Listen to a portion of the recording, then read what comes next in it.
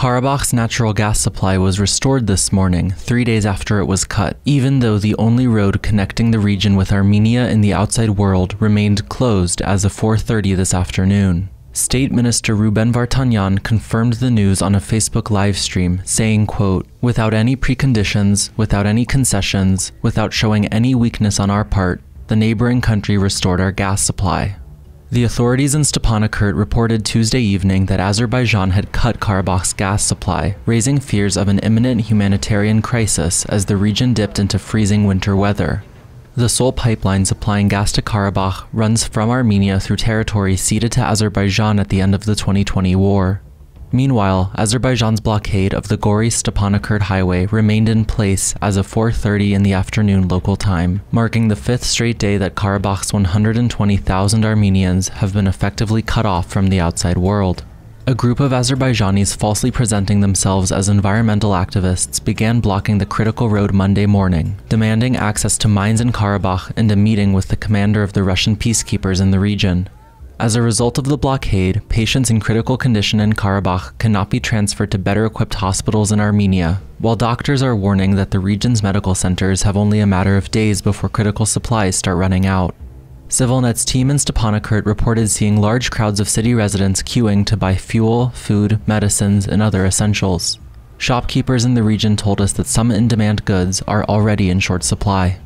Kristina Grigoryan, Armenia's human rights ombudsperson, has estimated that, before the blockade began, Karabakh imported about 400 tons of foodstuffs and other essential goods from Armenia every day. The peacekeepers said in their daily bulletin last night that they continue to facilitate negotiations to reopen the highway. Earlier in the day, a spokesperson for Russia's foreign ministry said Moscow was, quote, concerned about the situation, adding, quote, "We expect that transport connections will be fully restored in the near future." International condemnation of the blockade continues pouring in. Yesterday, USAID head Samantha Power added her voice to the chorus of US officials calling for the highway to be reopened, quote, immediately, warning of a, quote, significant humanitarian crisis in Karabakh if the road remains closed. The day before, Washington's envoy to the OSCE, Michael Carpenter, condemned the highway's closure as, quote, a dangerous development.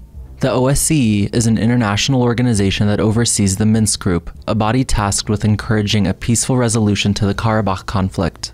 France, Russia, and the United States co-chair the group. The European Union, France, and United Nations have also spoken out publicly against the blockade, which has raised concerns of a mounting humanitarian crisis in Karabakh.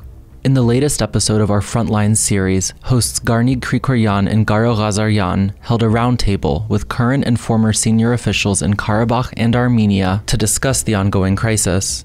The full interview is up now on our website.